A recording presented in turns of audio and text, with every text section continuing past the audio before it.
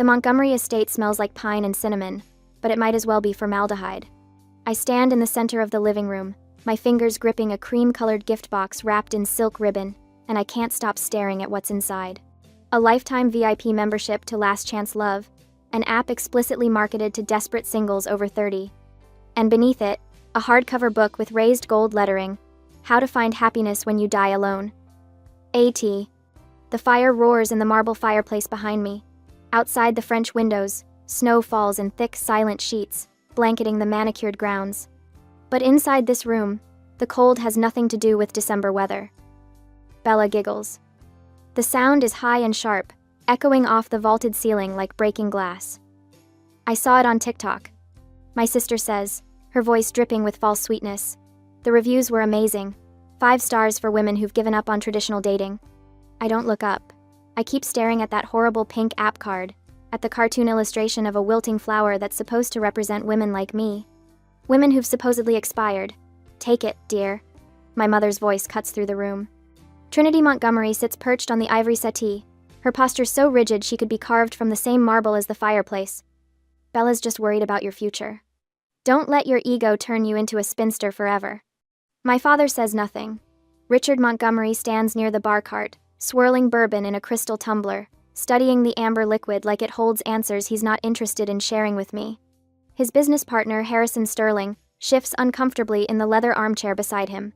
Preston Sterling, Bella's fiancé, examines his phone with sudden, intense focus. I close the box. Slowly. My hands don't shake, though something inside my chest feels like it's cracking open.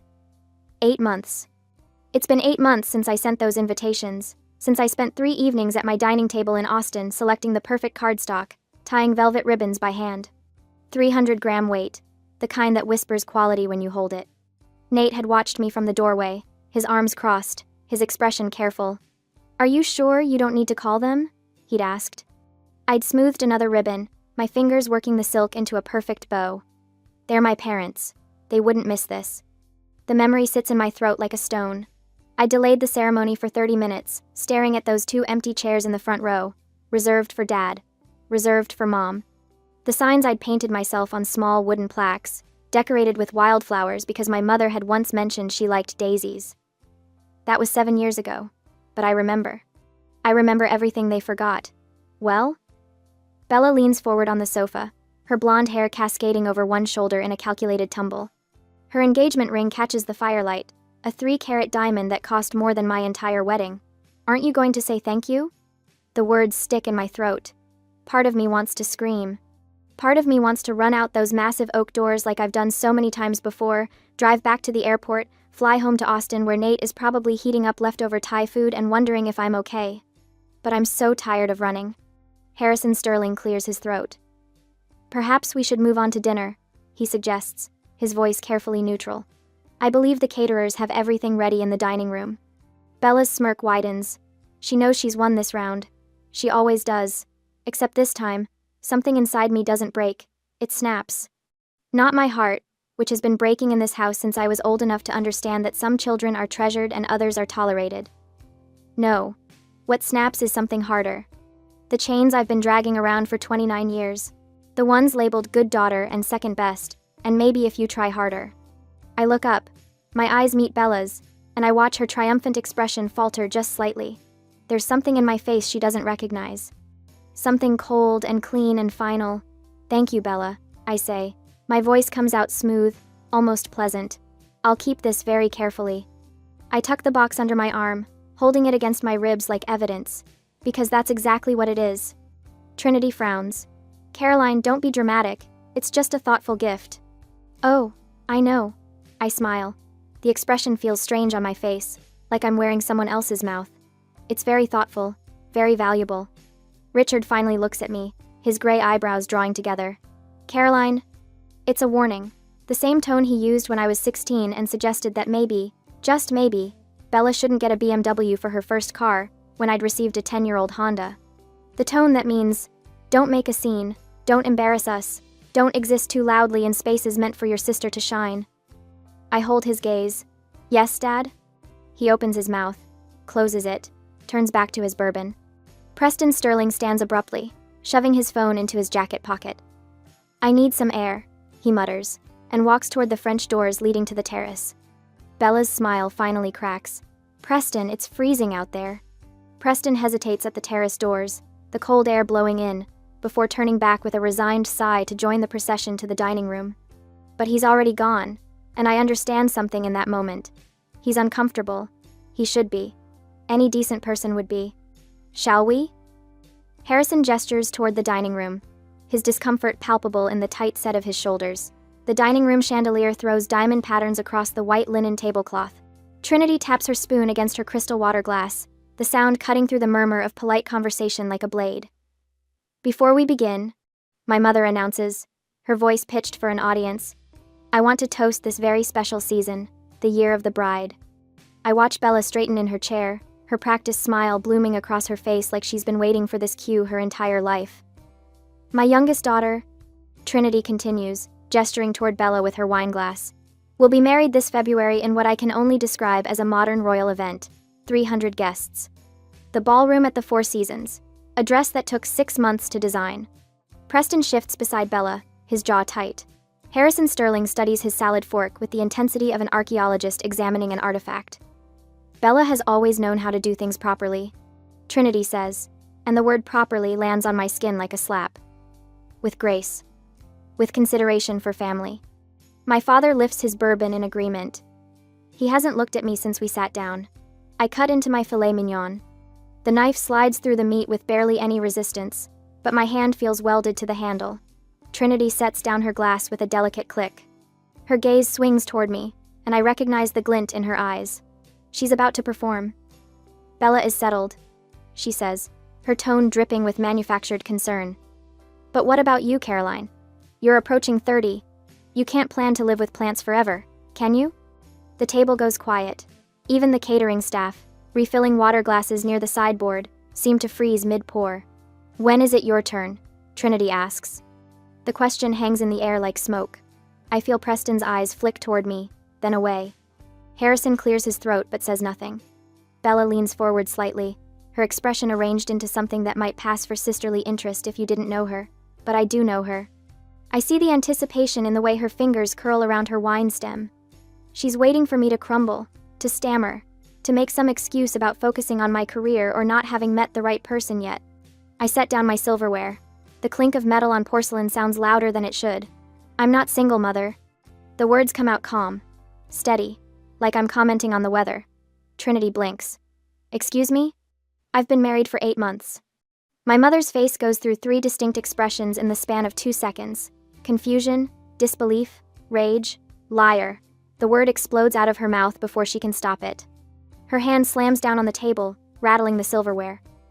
Why would no one know about this? You secretly eloped in Vegas, didn't you? Is that why you've been so distant? I didn't elope in Vegas. Bella's face has gone pale, but she recovers fast. She always does. Are you making up stories to ruin my engagement party? Her voice cracks perfectly, hitting that sweet spot between wounded and incredulous. You've always been jealous of me, Caroline, but this is pathetic even for you. She turns to Preston, her hand finding his arm. Can you believe this? But Preston is looking at me, his attorney's brain clearly running calculations I can't quite read. I sent invitations, I say. My voice hasn't changed pitch. I sound almost bored, which is strange because my heart is hammering against my ribs like it's trying to escape. Via FedEx overnight, in February. My father's glass hits the table hard enough that bourbon sloshes over the rim. If you sent invitations and didn't get a reply, why didn't you call? His face is flushed, the vein in his temple pulsing. You did this on purpose, didn't you? To embarrass this family in front of the Sterlings? And there it is. The truth I've been circling around for 8 months, the answer I didn't want to see even as the evidence piled up around me like snow against a door. They didn't forget. They're gaslighting me. Right now. In front of witnesses. Rewriting history while I sit here holding the receipts they don't know exist yet. The last thread of hope I'd been clutching, the one I didn't even know I was still holding, dissolves. Something shifts inside my chest. The architect in me takes over, the part that knows how to read blueprints and calculate load-bearing walls and understand exactly where pressure needs to be applied for a structure to fail. I stop trying to defend myself with emotions. They don't care about my feelings. They never have. Under the table, hidden by the white linen, I slide my phone from my clutch. My thumb finds the message thread with Nate. I type one word. Now. The message shows as delivered, then read. I put the phone away and pick up my fork again, spearing a piece of asparagus like nothing happened. Caroline. My mother's voice has that dangerous quality to it now, the one that used to send me running to my childhood bedroom. Stop this nonsense and apologize to your sister. For what? I take a bite of asparagus. It tastes like absolutely nothing. For getting married? For inviting my family to my wedding? Which part needs an apology? Bella's eyes are bright with tears that haven't fallen yet. She's good at this, holding them right on the edge where they catch the light. I can't believe you'd lie about something like this. On Christmas Eve. Christmas Eve. I'm not lying. Then prove it, my father snaps. I meet his eyes across the table. Okay. Harrison Sterling shifts in his seat, clearly wishing he was anywhere else. Preston has gone very still beside Bella, his lawyer instincts finally catching up to whatever his gut has been telling him. The chandelier above us catches on my wedding band. I've been wearing it this whole time. They never even noticed. Dessert will be ready in 15 minutes, one of the catering staff announces from the doorway, oblivious to the tension crackling through the room like static electricity. My phone buzzes once against my thigh, a text from Nate. System accessed. Ready when you are. Any tonight. I look up at the 85-inch smart TV mounted above the fireplace in the adjoining sitting area, currently displaying a digital fire log that mirrors the real fire burning below it. Actually, I say, standing up from the table, I think we should skip dessert tonight. I walk toward the TV, my heels clicking against the hardwood floor. There's something everyone needs to see. Caroline, sit down. My mother's voice has taken on that edge, the one that used to make me shrink into myself, desperate to be smaller, quieter, less troublesome. Not tonight. I stop in front of the TV, my back to the room. You always believe Bella unconditionally. My voice sounds strange to my own ears, calm, almost conversational. But have you forgotten what my husband does for a living? Silence. I turn to face them. Nathaniel Vance, senior cybersecurity analyst.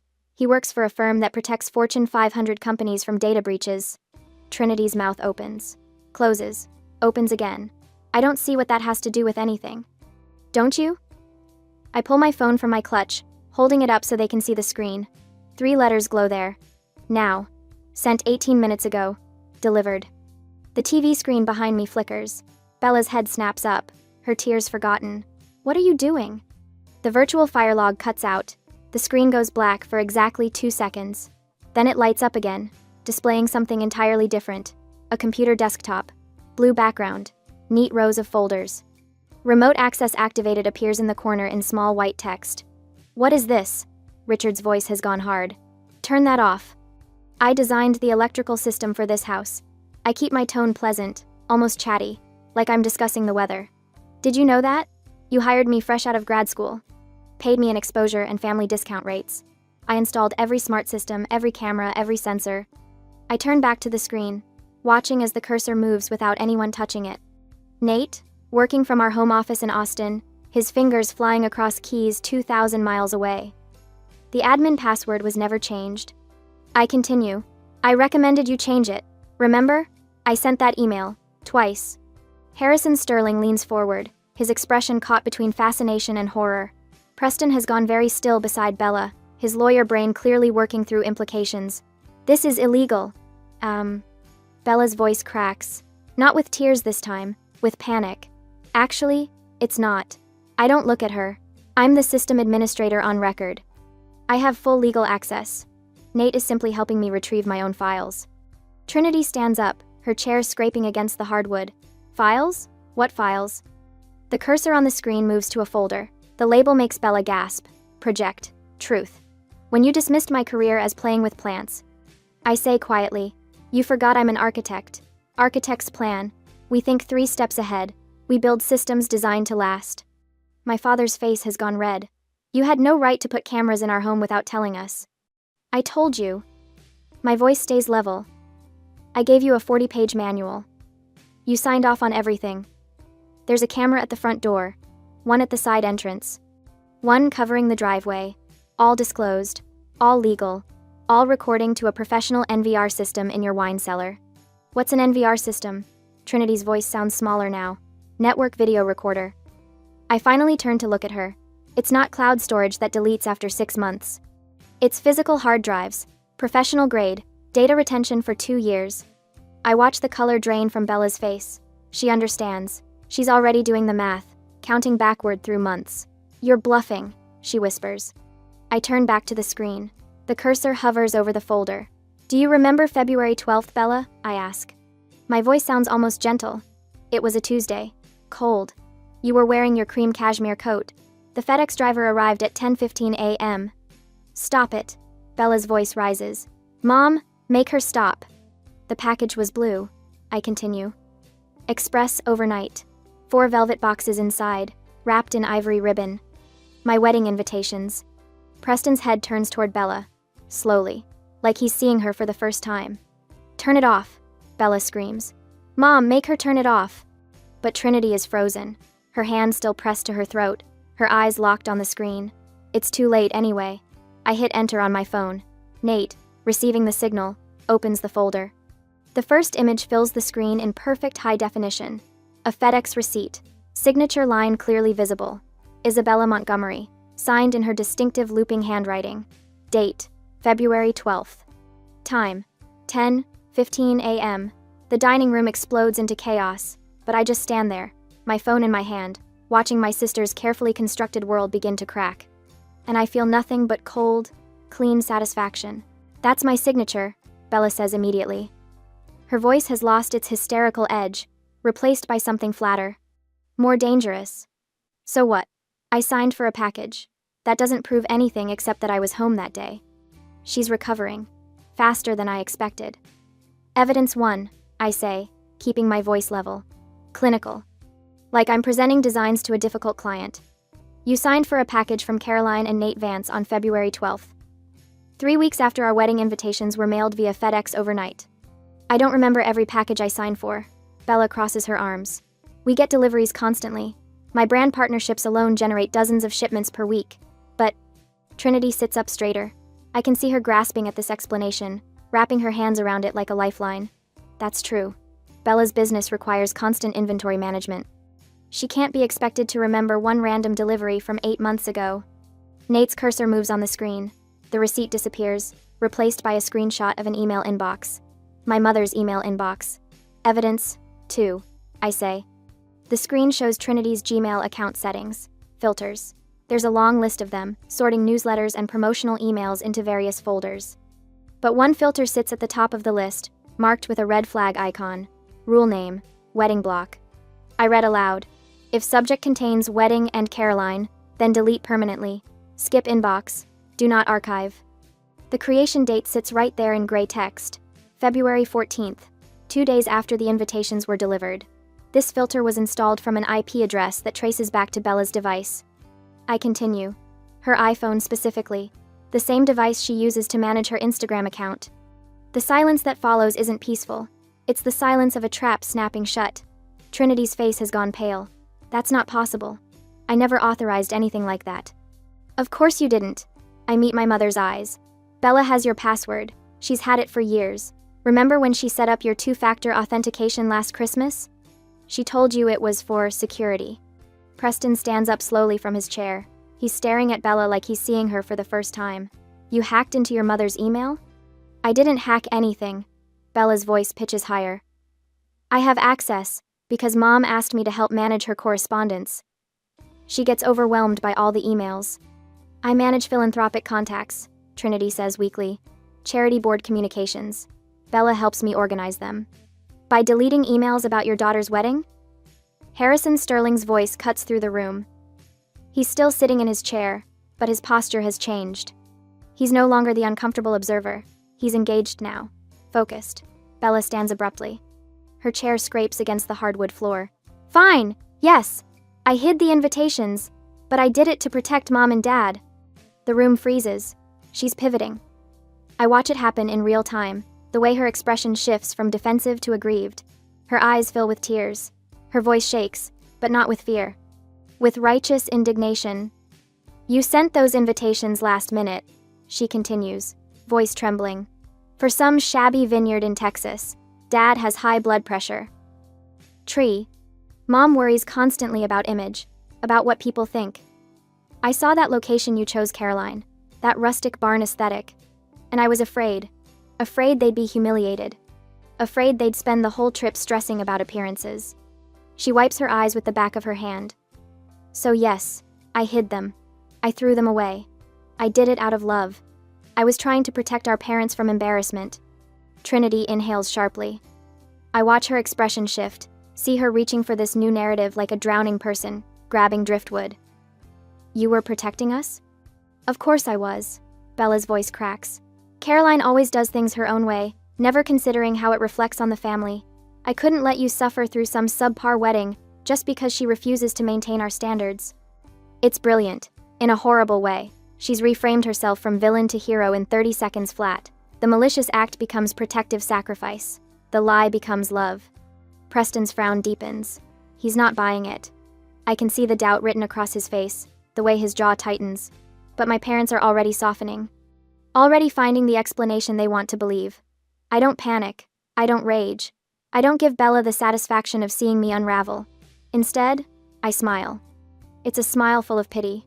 The kind you give a child who's trying to convince you the dog ate their homework when you can see the torn pages in the trash. Protecting them, I repeat softly. That's your story? It's the truth. Bella lifts her chin. Then why? I say, each word deliberate. Did you throw the invitations in the recycling bin instead of hiding them in a drawer? Bella blinks. What? If you were protecting Mom and Dad, if you were worried about their feelings, you would have hidden the invitations somewhere safe. Somewhere you could retrieve them later if needed. You would have preserved them carefully, just in case your plan went wrong. I gesture to the screen where Nate has already queued the next file. But you didn't do that. Did you? Preston turns to look at Bella. Really look at her. Did you? I was upset, Bella says quickly. I wasn't thinking clearly.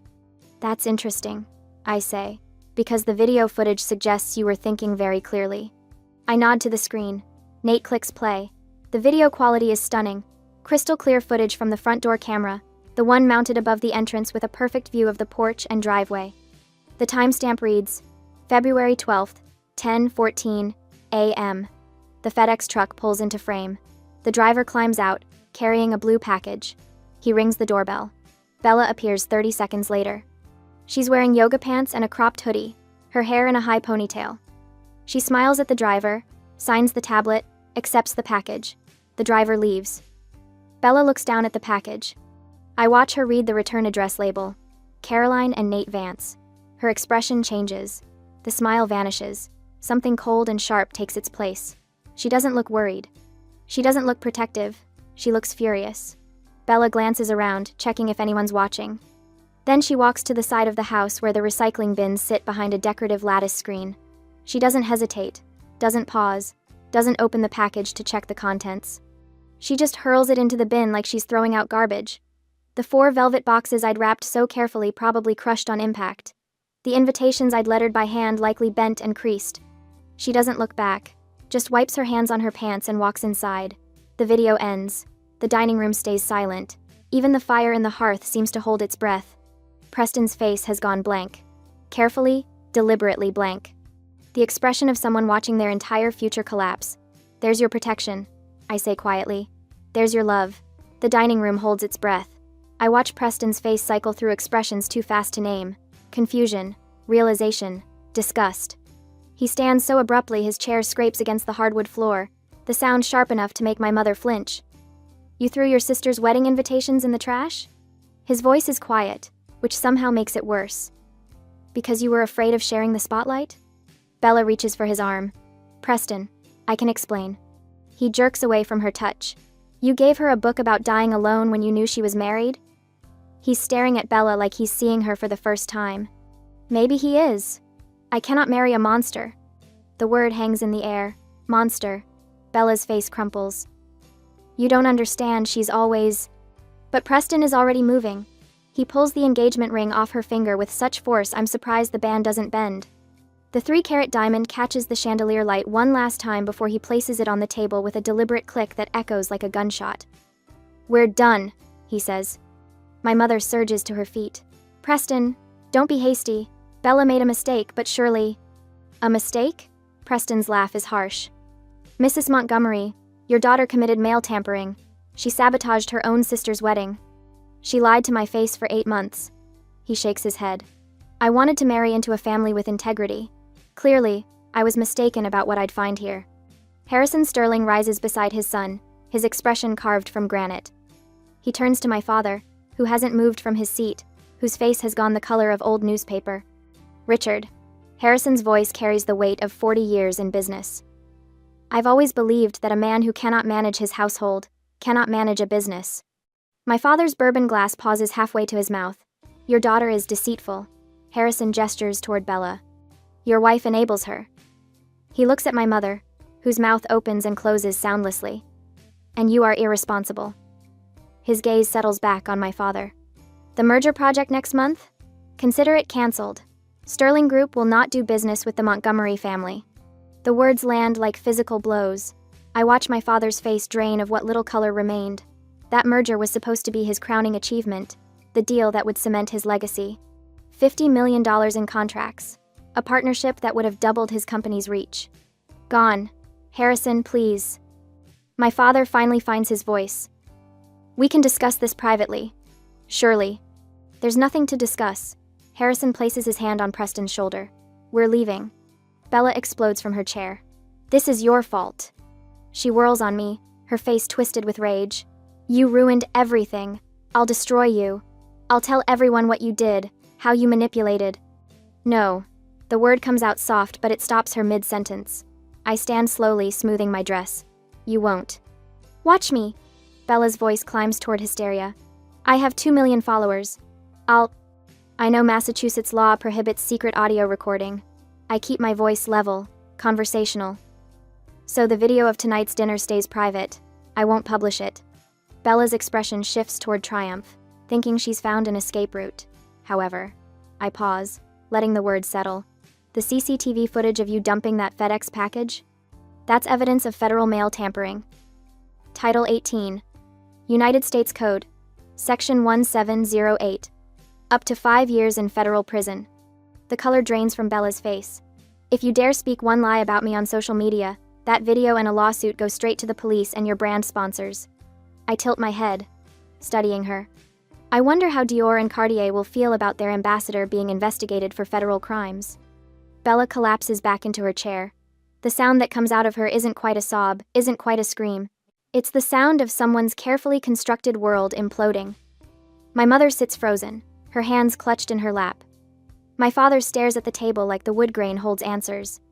I reach for the cream-colored gift box, the one containing that horrible app membership and that cruel book that I put on the table. I pick it up with both hands and walk around the table. Bella flinches when I approach, like I might hit her. I place the box directly in front of her, right next to Preston's abandoned engagement ring. Keep it, I say. You need it more than I do now. The words taste like freedom. I turn toward the door. Harrison and Preston are already in the foyer, collecting their coats. As I pass Harrison, he gives me a single nod. Respect, maybe. Or approval. It doesn't matter which. Behind me, I hear my mother's voice, thin and desperate. Caroline, wait, we can fix this. We can, but I'm already walking. Through the foyer, past the marble staircase where Bella and I posed for Christmas photos as children, through the massive oak doors that close behind me with a final, definitive thud. The December air hits my face like cold water. Clean, sharp, real. My Uber is waiting at the bottom of the circular drive, exhaust puffing white in the freezing air. I climb into the back seat, and the driver glances at me in the rearview mirror. Logan Airport, I confirm. As we pull away, I allow myself one look back at the Montgomery estate. Every window blazes with light, but from here, it looks empty. A beautiful shell with nothing living inside. I pull out my phone and video call Nate. His face fills the screen, and the knot in my chest finally begins to unwind. His hair is messy, like he's been running his hands through it. His eyes search mine. Is it done? He asks. It's done. Mom's heating up soup for you. His smile is soft, warm, everything that house wasn't. Let's go home. Home. Not the place I was born, but the place where I'm loved. Yeah, I say, and my voice only shakes a little. Let's go home. 3 days later, I'm unpacking groceries in our Austin kitchen when the FedEx truck pulls up. Through the window, I watch the driver jog to the porch, scan a package, Jog back. The box sits there on the welcome mat, square and flat. I know what it is before I open it. I can practically smell my father's desperation through the cardboard. Inside, a check. $50,000. The number seems obscene, written in my father's careful architect's print. The note is brief, typed on his business letterhead like this is just another transaction. I'm sorry. Please stay silent about the contract. I stand there in my kitchen, holding $50,000, and I think about the girl who would have cashed this check. The one who showed up on Christmas Eve still hoping. The one who saved their chairs at her wedding. She's gone. I tear the check in half, then quarters, then confetti.